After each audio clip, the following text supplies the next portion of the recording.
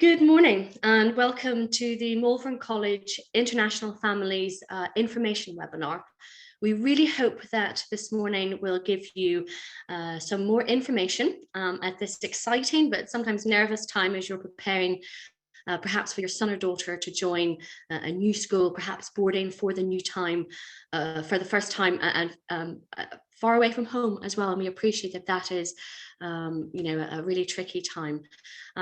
So my name is Anna Louise McQuilkin. Some of you will have met me either in person or online before, and I'm really delighted to be able to welcome you virtually to Malvern today. Today, we will be joined by a number of different staff, including one of our pupils, Emilio, in order to talk about the things that you can expect over the coming weeks and months from us in terms of preparing for your child's start at the college. Firstly, we'll be hearing from Mr. Steve Paxton, who is the Commercial Director of Newlyn Chase Education, who will give an overview of what you can expect in the coming months with regards to any visa applications that you might require for your son or daughter.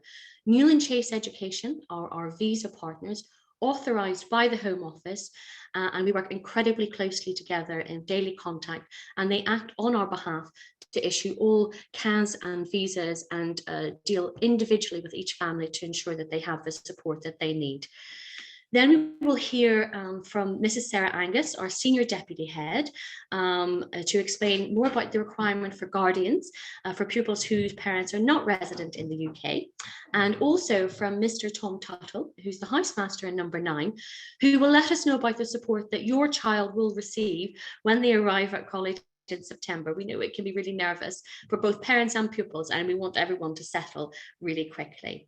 And then very importantly, perhaps most importantly today, I feel we'll hear from one of our current pupils, Emilio, where many of you are now, thinking about moving schools, boarding for the first time, being far away from home. And as an international student, he's going to share a little bit about his own experience about joining Malvern, and also to give any advice for new pupils joining college and maybe boarding for the first time as well.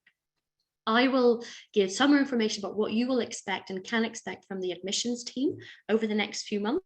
It's an important and busy time for parents and all that preparation. And obviously we do want to hear from you if you have any questions during the morning.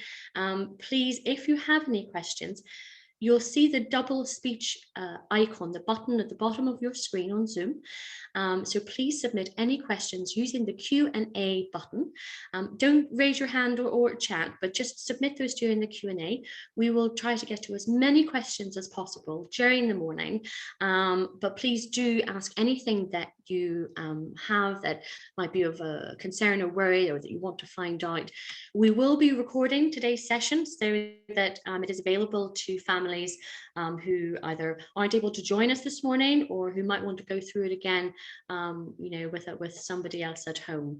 And now we will be hearing from Mr. Steve Paxton from Newlyn Chase Education, who will be explaining a little bit more about the visa process and what families can expect in the coming months from college and from Newlyn Chase. So I'd like to hand over to Mr. Paxton.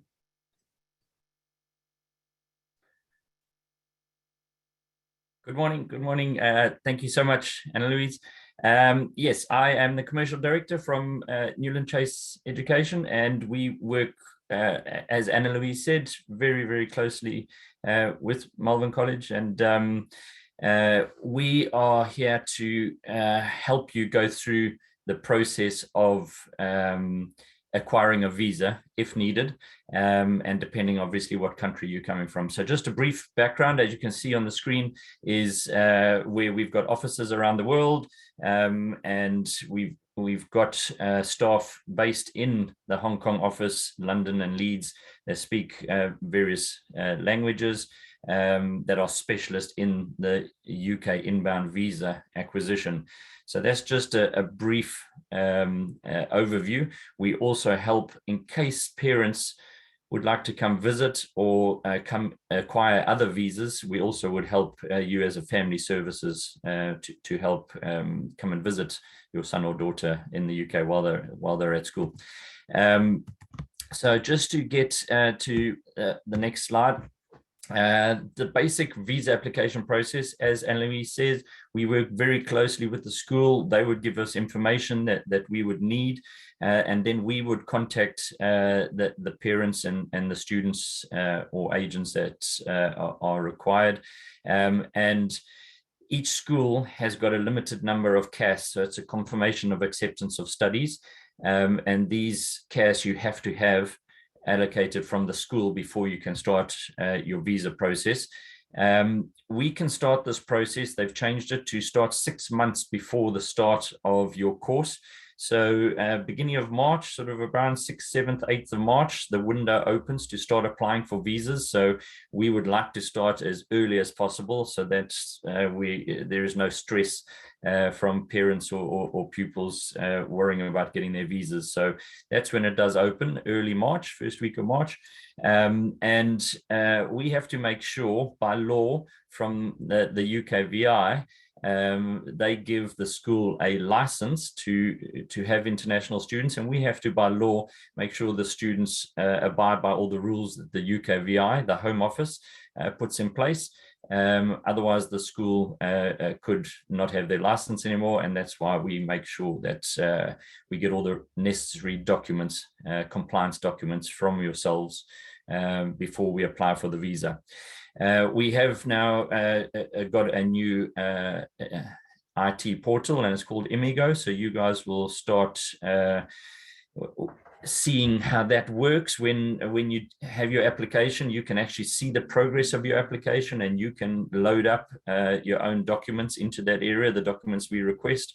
And as I said, then view the progress of your application throughout its whole lifetime until it is approved through the Home Office. We would need on the application form, what we do is we fill out the application for you. So we take away that stress too, but we would need certain information. So we ask you certain things before we do this.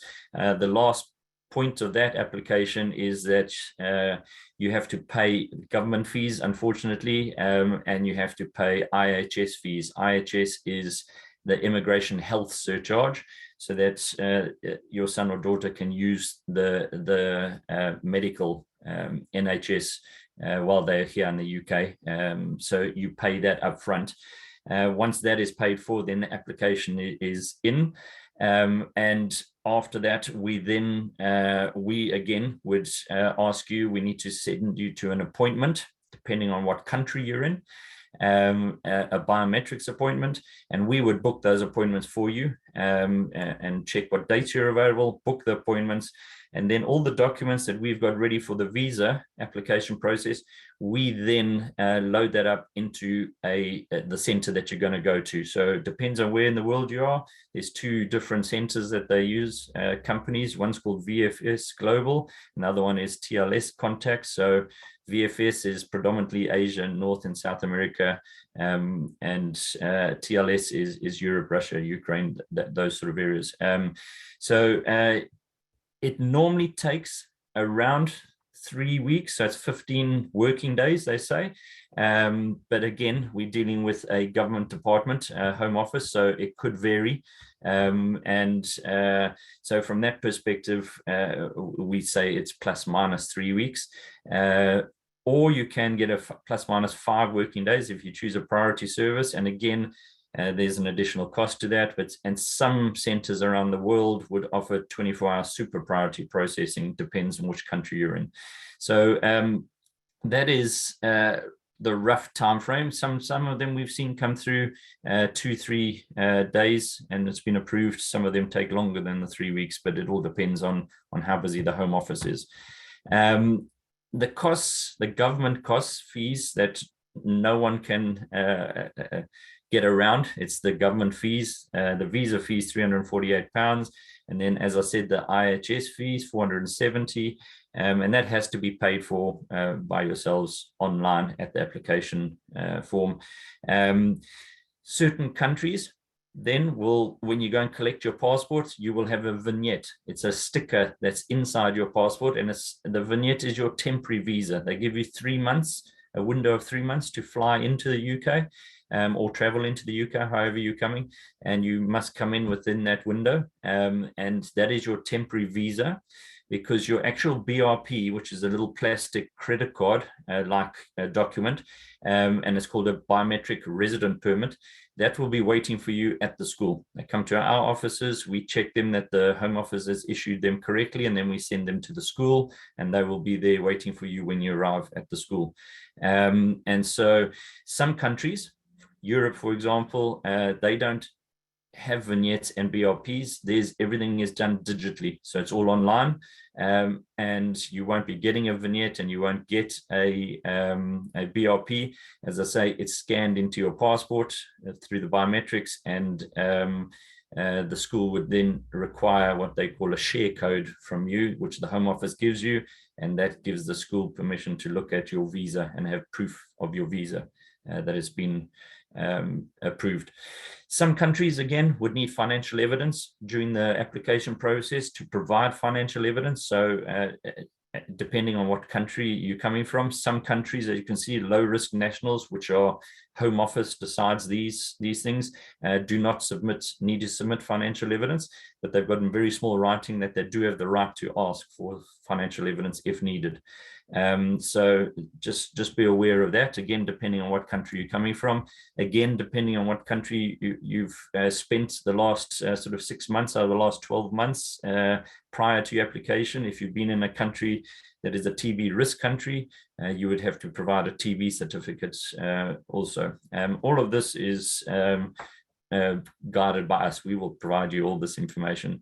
A parental consent letter is also needed, and that needs to be signed by the parents to say that you can travel, you can stay at the school, and you are aware of the financial school implications, those sort of things. We have to have that.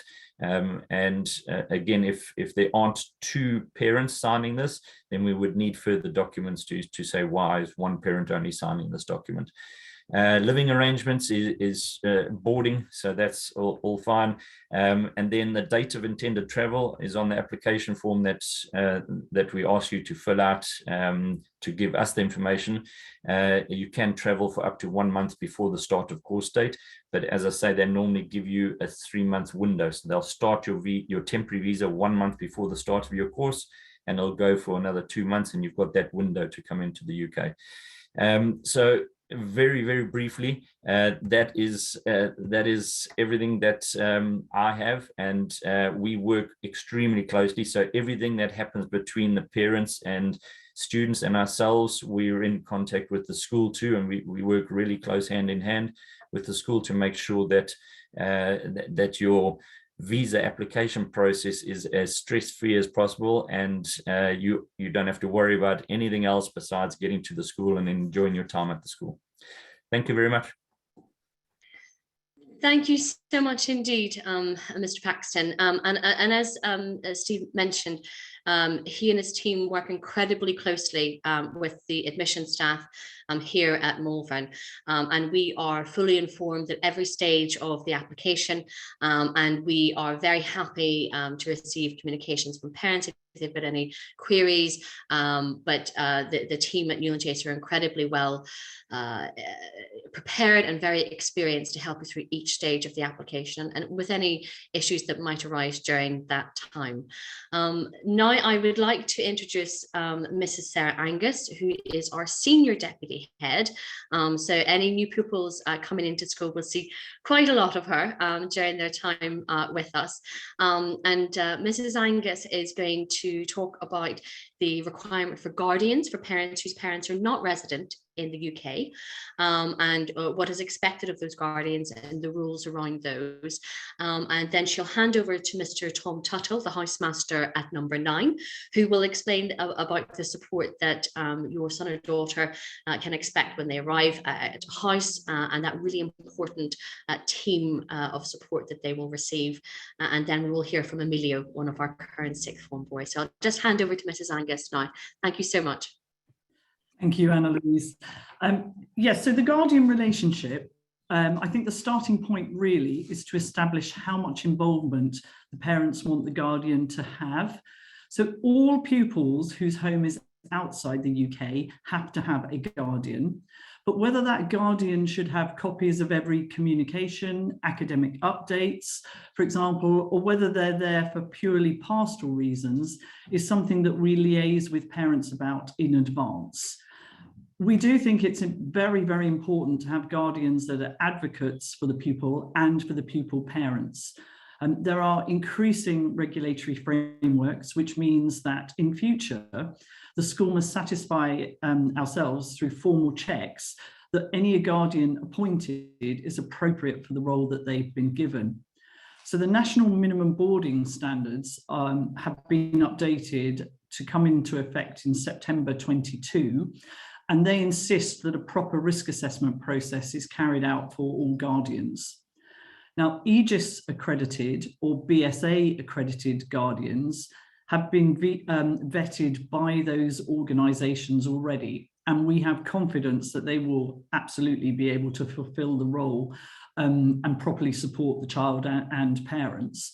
If you choose a guardian, therefore, that belongs to one of these formally recognised guardian bodies, one that's Aegis accredited or BSA accredited, then we don't need to do any additional checks.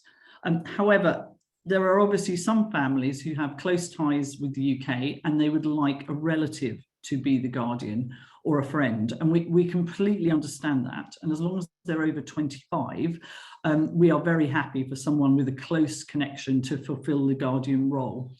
However, please be aware that we will need to now do additional checks, such as home visits and risk assessments, and there will be a fee for that, which we will be passing on to parents. The guardian relationship works really well when parents and school have confidence that the guardian takes their role seriously and is prepared to support the child. For example, if there's a serious behavioural issue. And so we work with the guardian to ensure that the student is absolutely not disadvantaged just because their home is a long, long way away. Guardians are welcome to attend school functions, parents' meetings, information evenings, as long as the parent is happy for that to happen. Of course, many things such as parents' meetings have now moved online, so often parents are able to attend these anyway. They don't necessarily rely on a guardian to do that, but again, they're perfectly at liberty to do so if you as a parent would prefer them to do that. During the pandemic, we obviously worked very closely with guardians. At the beginning, that tended to be focused on things like travel and accommodation, making sure that pupils who couldn't get home at the very beginning could go to guardians. But as the situation became more complex, we quickly realised that students and parents would need more support, both during normal term time and holidays. So we reassured parents that no matter what happened, we would care for their children. We understood that guardian families might have vulnerable people at home, and we also understood that it was very important for pupils to stay where they felt safe and comfortable at such an uncertain time. So we gave our pupils the option to stay in school over the holidays if they couldn't get back to their own countries, or if they had vulnerable people at home. Or of course, if they tested positive for COVID themselves. We also offered quarantine before term started and the ability to access lessons online if they couldn't get back. So some opted to go to their guardians, some chose to stay in school, and these decisions were entirely made in consultation with the student and the parent. Whichever option was preferred, we were happy to support. And many guardians actually worked with us and, for example, helping with things like transport arrangements, and that sort of partnership is really useful. Of course, there are very few benefits resulting from a global pandemic, but working in partnership with our international parents has been really positive. Our overseas parents shared advice from their own country's experience, and that was really useful. Of course, now we are delighted that our pupils are back in the classroom as we learn to live with COVID, but we are making really good use of the systems that we developed. A good example of this is online learning. So if international travel becomes problematic again, as sadly it has done over the past few days, or if a pupil has an injury which makes mobility around our beautiful campus difficult, online learning means that our students can continue their education, which has provided some much needed stability in an unpredictable world. So we're now celebrating the strengthened partnership that often comes from surviving and sharing adversity. We're having the joy of planning lots of events in which parents and guardians can be part of our community in a way that just wasn't possible previously. And as this webinar shows, the online world and our vastly improved technology has made our parents based overseas very much closer to us in many ways. But the guardians can also be hugely helpful in providing an additional layer of support. Successful education is based on the school, the parent, the guardian working together on behalf of the student. But we are very well aware that this will work differently for individual families, and we are very happy to support that. So thank you very much. And I will now hand over to Mr. Tom Tuthill, who will talk about international overseas pupils and our support from a housemaster perspective. Thank you very much, Tom. Thank you, Sarah. Good morning, everybody, wherever you are. As Sarah said, I'm a housemaster. Oh, my video has been stopped. There we go. You can see me now again. Okay, all sorted. I'm a housemaster at the Boys House in number 9, and I'm going to share with you some information about how your children are supported when they get to school, because the structure is the same in the boys and girls houses, and the things we do to make sure when they get here they settle quickly, and then all of the exciting things they can do once they join the school. So I'm going to just share my screen so you can see a few images.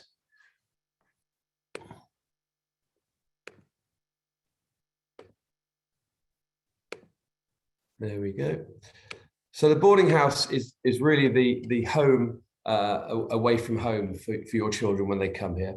One of the unique things about Malvern is that we have 11 boarding houses with 11 dining rooms in, so all your children will eat all of their meals in their boarding house, which is a fantastic thing to make boarding life easy and inclusive. There are lots of staff that look after your children in the boarding house. There's a housem, like a house parent.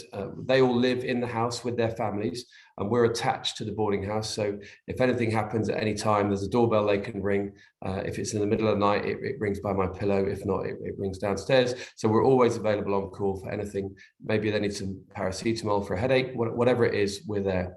We also have resident deputies who equally live on site and are available on the nights of the week when they're on duty.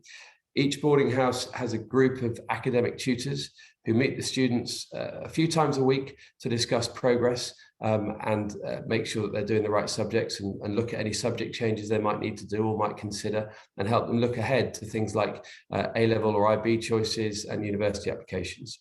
They also help out by working in the boarding house one evening a week to, again, get to know the whole boarding house community, not just the ones that they are looking after from an academic perspective. We then have 3 day assistants who staff the duty room in a boarding house from 7:30 a.m. to 7:30 p.m. on Monday to Friday, and longer hours over the weekends. And this means that there is always an adult in the boarding house every day. So if someone has any needs, there is also always someone to be met, because most of the housemasters, mistresses, and the deputies teach as well. So there are times where we're not available in the boarding house. The boarding house wouldn't work without a very dedicated catering and domestic teams who obviously provide the food and make sure that the house is kept very clean and tidy, so it feels like a great place to be. So what do we do when we welcome new children to the school?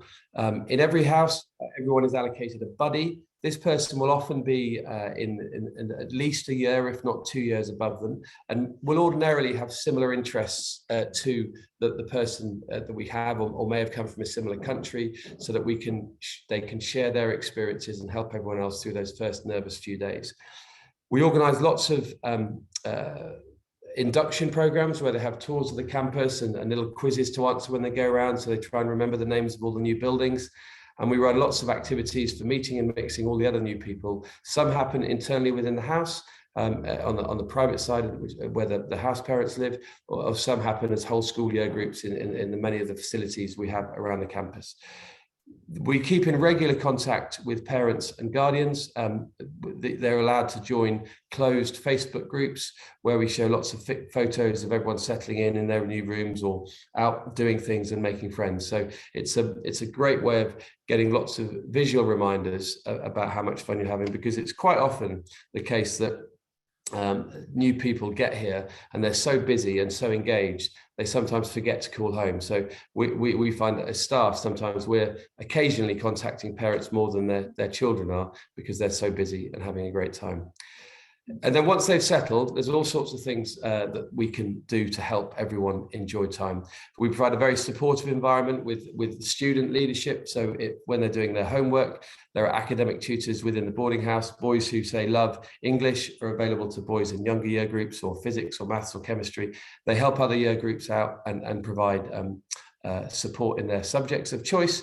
And there are lots of support from pupils. There might be some things that are bothering people that they don't want to speak to a teacher about, and we have, every house has between 2 and 5 students who are trained by professional counselling services to be there to talk and listen to advice and help out as well. So there's support from staff, the domestic team, academic teachers, and obviously the communities in the houses that your children would join.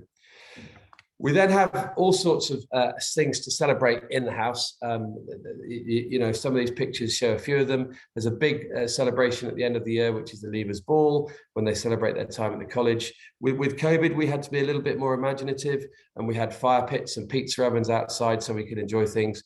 And ordinarily, you know, once a week, you might do nachos and hot chocolate with a different year group to catch up with them and find out how they're enjoying the week and if they've got anything on their mind. We encourage the boys to get involved in, and girls to get involved in, the whole variety of inter-house competitions. So the picture bottom left here is some schoolhouse boys involved in a charity fundraising thing. In the middle, at the top, we have 4 boys who were entering the Guinness Book of World Records for the manual memory-tested assembly of the periodic table. And there are lots of competitions in cross-country and football and hockey and all the sports you can imagine. One of my favorite events is Lost, which is the picture at the top right, where two boys and girls from each house in year 10 are blindfolded and driven 50 miles from school with a teacher who has a GPS tracking device, and then it's a race to get back to school. Every pound they spend, they have a bit of a time penalty, and they can't travel between 10 p.m. and 6 a.m. But it's fantastic. As a housemaster, I get to look at the sort of the GPS tracking map and see how far away they are as they race back towards school, and that's one of many of the pupils that are selected. It's one of their highlights of time at Malvern. The house spirit comes out in many ways, in every way imaginable, whether it's putting together your own performances for a house drama competition, or going off on a paintballing trip, or just in many of the sort of sporting competitions that take place. It is the key to having a happy house. We all look after about 60 boys or girls, and we have to find ways of allowing celebration of success in everything that they do. And the older the children get, they have all sorts of opportunities for leadership. These are often whether they might be leading a house singing entry, or going off on a D&V expedition, or competing to be elected to be part of the head of house team, where you have a head of house and deputies and prefects. And very often there's no barrier as to how long you have to be at the school to experience the leadership opportunity. If you've done a good job and you engage in everything, then you're highly likely to be included in that process. So I hope I've given you a good indication of how we'll try and look after your children as and when they arrive, and hopefully a sample of a lot of the great activities and fun they might be able to enjoy. But it's probably best now that I hand over to Emilio Doraraj, who can give you pupils' version of events and hopefully reinforce some of the positive messages I've shared with you. Thank you very much. Bye-bye. Hi, everyone. Good morning or good afternoon, depending on where you are in the world. My name's Emilio. I am currently in Upper Sixth. I'm in house number 5, and joined the college in FY from a school in Qatar. And before that, I was living in Saudi Arabia, and before that, I grew up in Singapore. So, I mean, obviously, Qatar being quite a long way away from England, I know what it's like to be a young boarder who's come into the school, not really knowing anyone, and to kind of have sort of that nerve-wracking experience.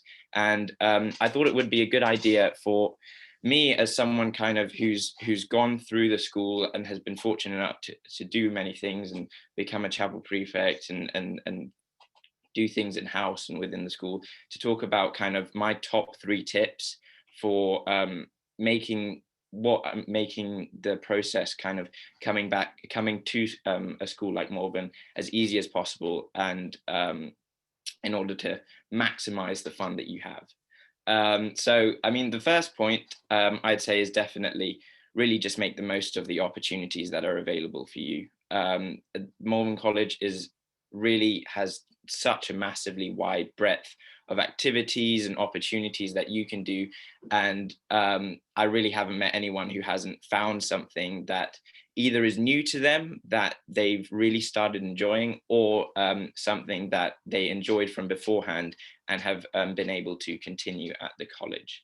The second thing I wanted to point out was, I mean, obviously, as I said, it is quite a nerve-wracking experience coming into the college for the first time. And so the college obviously takes that into account. And I just wanted to make you aware of kind of the outlets that the college has for you to go for pastoral advice, academic advice, sports, whatever it is. The college is really set up so that there's obviously staff members available at really any point that you want it. But the school is really set up so that pupils also, I mean, especially older pupils who have more experience, are able to give advice to younger pupils and are able to help them out.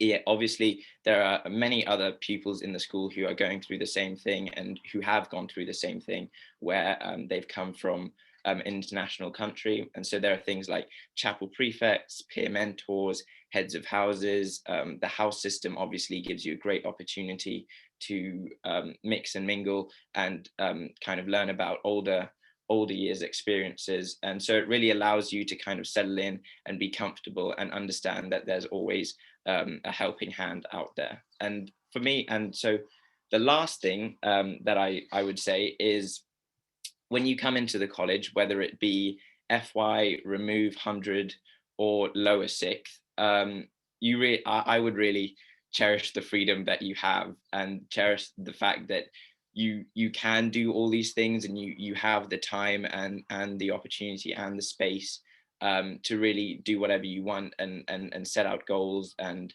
try something new. Me, as in my second last term in upper 6th, I am a little bit envious of the FYs right now who get to go out and play football and just have some fun, while I need to be revising for my IB exams, or at least should be. But that freedom that you have is really something that is something that is really great to have when you're at Malvern College, and something quite unique to a boarding school atmosphere that allows you to kind of have those opportunities and take advantage of them.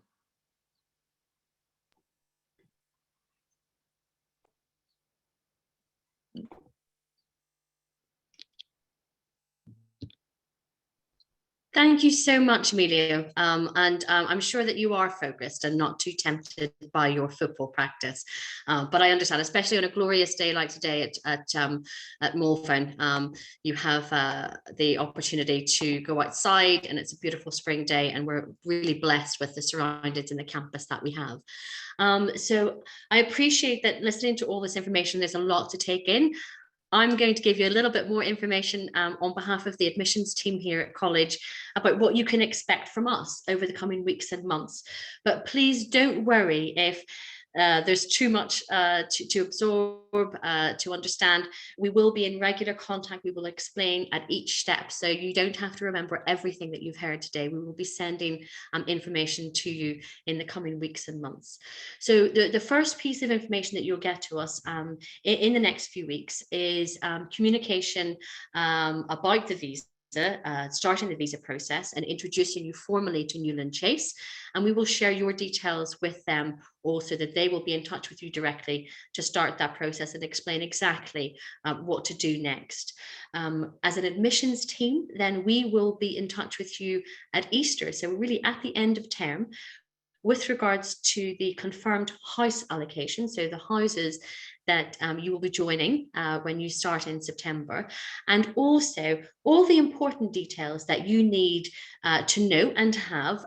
So for example, everything from uniform lists, medical forms, information about guardianship and guardianship agencies, what to look out for if you're going to use one of their services, and any contact details that you might need in order to start that search.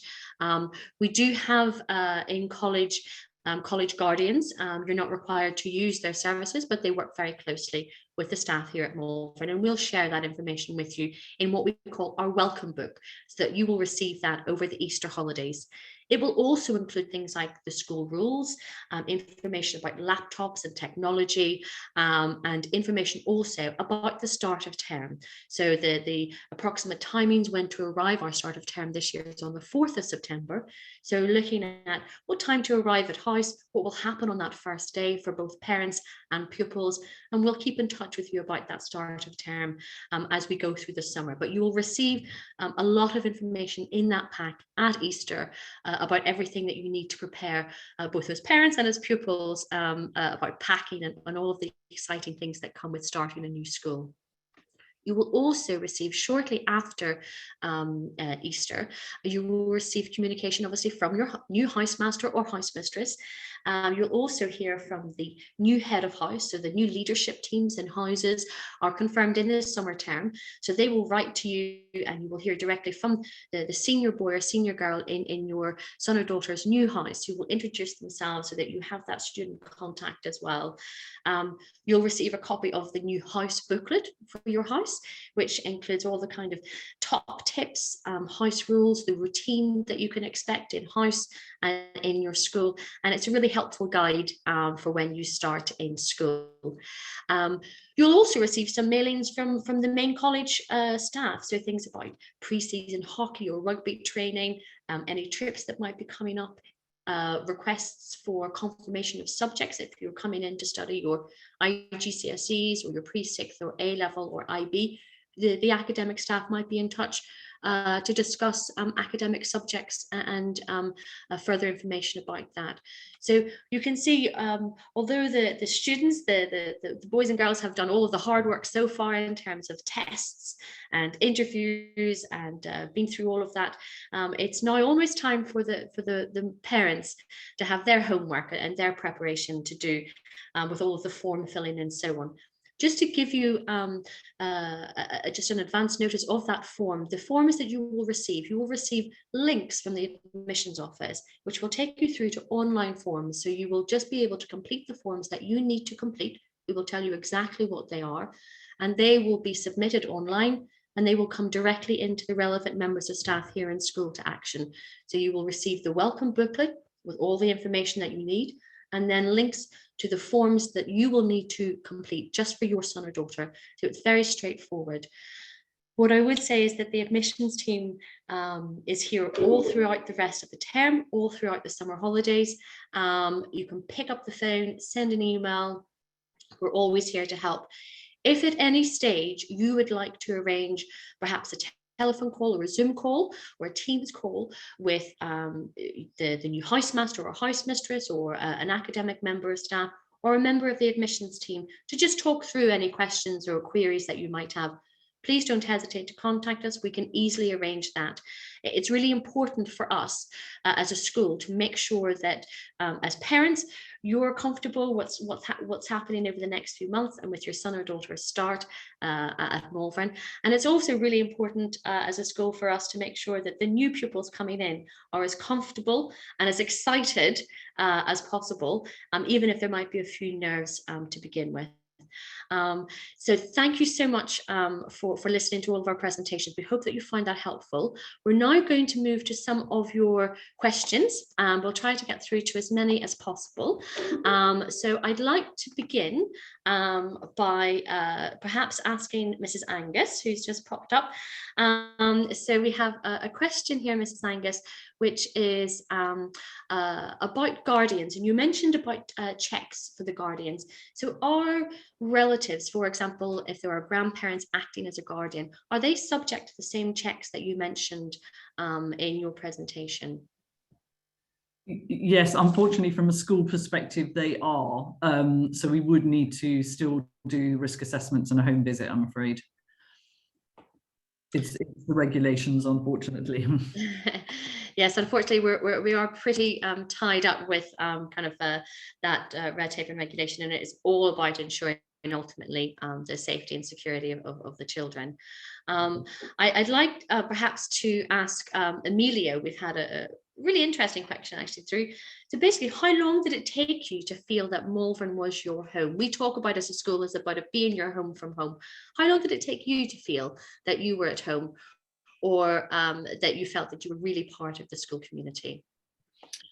That's a really good question. I mean, I would say there probably wasn't a specific, day where I said, okay, yeah, now I'm integrated. But it was definitely really quite a gradual process.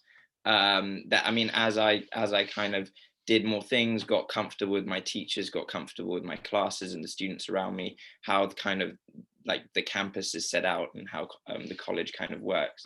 It sort of was a gradual process. But I mean, I'd say by around the first Christmas holiday, that was when I mean, at the end of that holiday, that was when I was sort of quite looking forward to getting back to school and getting to see everyone and do everything. Obviously, also kind of because the Lent term is the football term, which is So so yeah, I mean, I'd say around Christmas-ish time. But I mean, as I said before, the more you do, the quicker that integration process will be. And yeah. Wonderful, super. Thank you so much indeed. I think the next question might be from me. We've had a question about the percentage of international students in school. And so we have about 30% of our students who are international, and they come from 48 different countries. And that's a mix and a really rich cultural mix that we're very proud of in school, and that we work very hard to maintain. So you will have lots of English friends, of course, both boarders and day in school, but you will have friends when you join from all over the world. With 48 countries, very likely, even if you're coming from a country where you don't know anybody else here in school, chances are there's probably going to be another student from your country somewhere in school we'll be able to put you in contact with. But it's a really wonderful mix that we have. We also work very hard to make sure that those international pupils are mixed throughout all of the boarding houses, and that there's a nice mix. So there's not one nationality that takes over a house or a year group, and that you have a really rich mix within that house community. So that's quite exciting for us. So you'll be able to kind of populate that world map with your friends, buttons for your friends from all over the world. Very practical question, I think, for Mr. Tuthill, actually, about packing. What would you recommend? We had in ready. Do you recommend trunks or suitcases? Very much a house question, because you have to store some of these suitcases and trunks as well. Yeah, it's a good question. Most of the students who come to number 9 the international students bring suitcases with all of their possessions in, and I have a stash of about 30 trunks that I then let them use for leaving behind things when they go home for the holidays, and they have access to that trunk for the duration of their time in the house, and then they use their suitcases for their visits to and from. Inevitably, with my one top tip for packing would be, don't send too much, because every boy has far too many possessions, and it makes looking after them very tricky. I've got one chap in my year 9 at the moment who has 12 identical pairs of trainers, all a different color, and there simply isn't storage space for like 18 pairs of shoes. But when you add in his non-trainers, non-sociable, so don't bring too much. Bring it in whatever's easiest for you, and we have a storage supply of trunks to help everyone leave behind things securely when they go home for the weekend, when they have to empty their rooms. I'm not sure that I have 18 pairs of shoes, let alone 18 pairs of identical shoes. That's quite a remarkable thing. I won't get started on the number of hoodies he has. Hopefully one or two are the house hoodies and the uniform as well. But actually, we've had a question about uniform and how that is organized or purchased. So we do have part of the welcome booklet. You will have the uniform lists and the sports kit lists as well, because there will be school sports uniform. There's also recommendations in terms of some packing guidelines, of course, other things that you might want to pack and bring with you. There will also be the contact details for our school shop, our school uniform shop in there. You'll be able to order online. You'll be able to make an appointment if you happen to be traveling to the UK over the next few months or over the summer holidays. You'll be able to make an appointment to go in and to purchase or try on items if you wish to do so, but you can order online and have those collected, ready for collection then here in school. The uniform shop staff are really experienced when it comes to advising about sizes and how many skirts or how many pairs of trousers or shirts that you need. So they're very helpful in helping you with those little practical things. But we will send you all of that information through in the Easter welcome booklet. Now I have a question here for perhaps for Mrs. Angus, which is how often will parents receive an update from the school regarding their son or daughter? Thank you. Yes, so formal updates in terms of school reports. There's a report card every half term and a full report at the end of the term.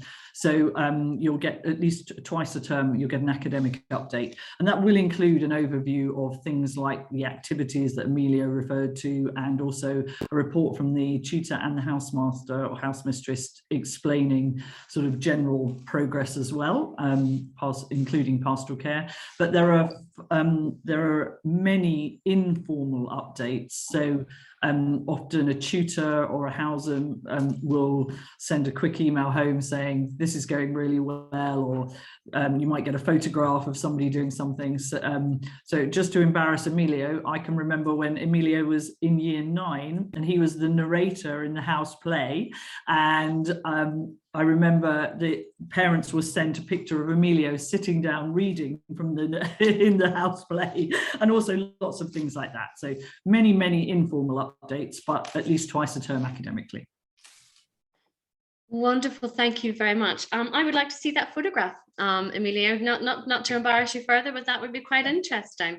Again, another practical question, and this is what this morning is all about, because we appreciate that, especially as international families, you have additional things that you have to think about and consider.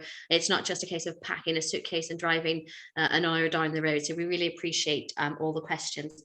Mr. Tuttle, is there, with regards to London airports and maybe at the end of term, half-term holidays and so on, how do students get to the airports, and how is that organised? Okay, well, the travel around expat weekends and leave out weekends is as flexible as it needs to be.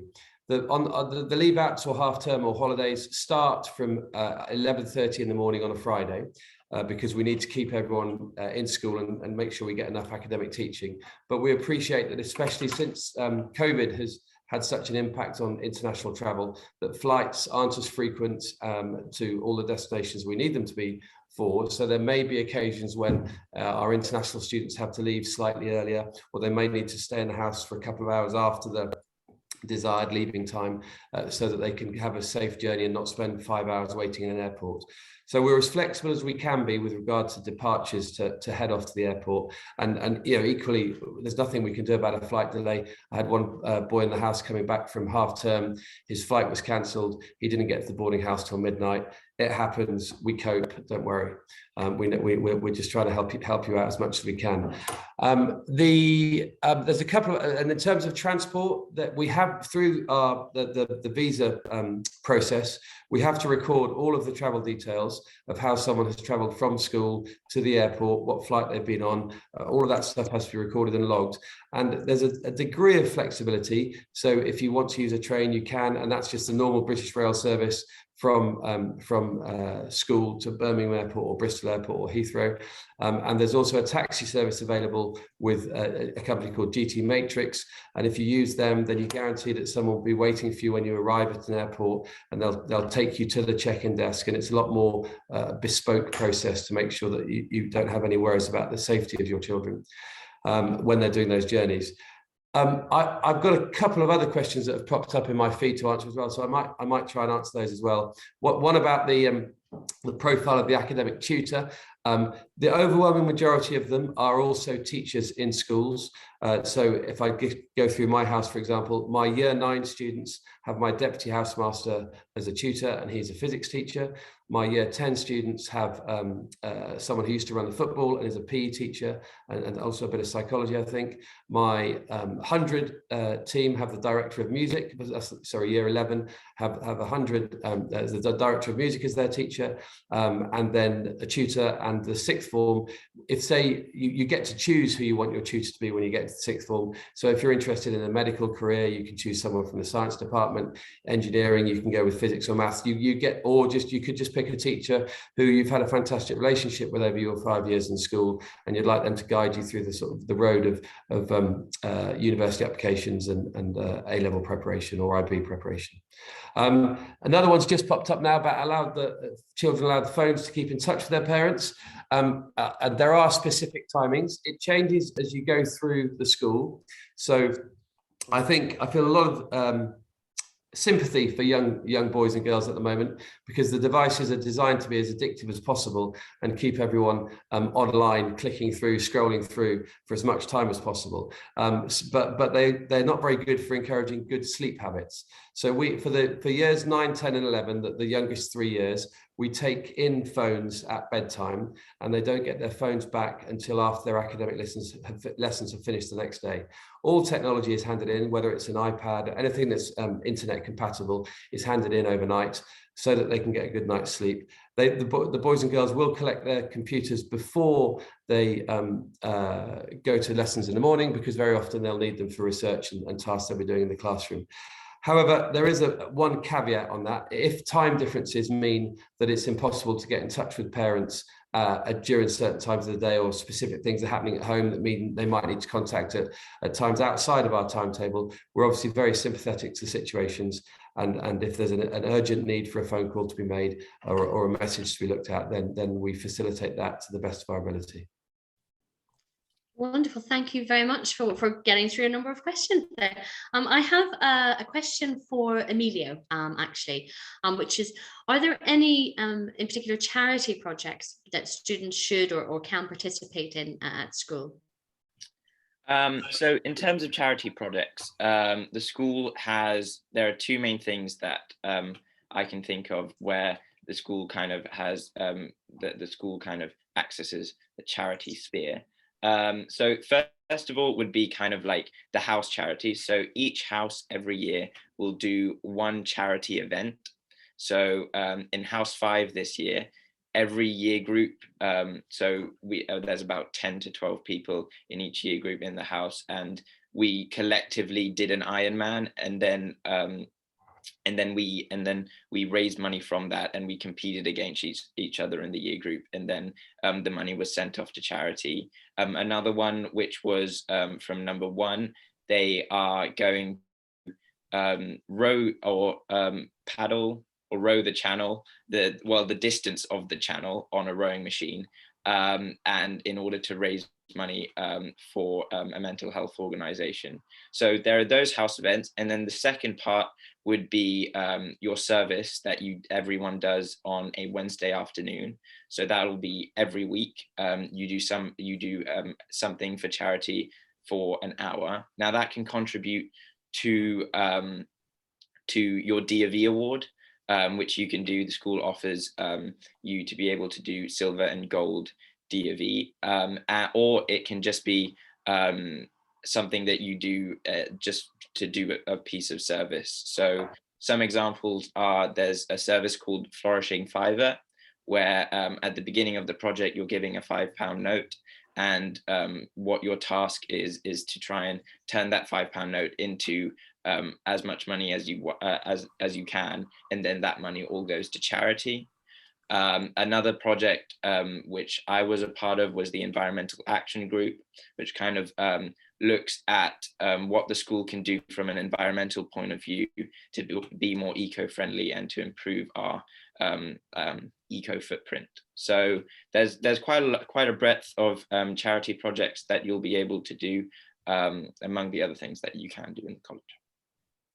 Super, thank you so much. And I have had a question. I can't escape the questions. And I appreciate that you've all been very busy, which is about visiting over the summer to visit Malvern and so on. You're more than welcome to. We appreciate that you're also trying to fit in your own academic schools and curriculum at the moment, and the summer holidays or the Easter holidays might be the only time that you're able to travel to the UK. So if you are planning a visit, you're more than welcome to come.